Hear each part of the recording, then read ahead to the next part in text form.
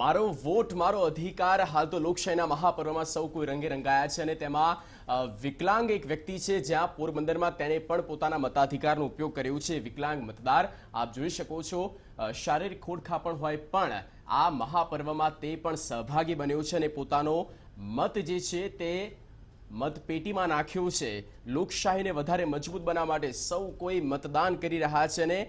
તેઓ પણ કહી રહ્યા છે કે ભાઈ અમે પણ દેશના નાગરિક જ છીએ, શા માટે અધિકારથી તેઓ વંચિત રહી જાય। જે રીતે અગાઉ પણ કેટલાક જે વિકલાંગ જે મતદારો છે તેમણે મતદાન કર્યું, વધુને વધુ જે આ રીતે શારીરિક ખોડખાપણ ધરાવતા મતદારો છે તેઓ મતદાન કરી રહ્યા છે અને પ્રેરણા ચોક્કસ આપી રહ્યા છે બીજા મતદારોને કે જેઓ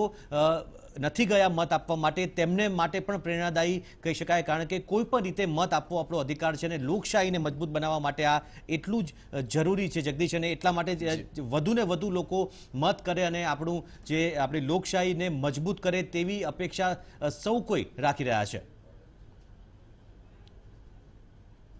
અહીંયા સ્ટાફ અને કર્મચારીની પણ પૂરેપૂરી મને હેલ્પ મળી છે। અને બીજું મારે ખાસ કહેવાનું કે આપણે રાષ્ટ્રહિત માટે હર કોઈને વોટ કરવો જોઈએ, કેમ કે સારા રાષ્ટ્રનું નિર્માણ કરવું હશે તો આપણે વોટ કરવા બહાર નીકળવું પડશે।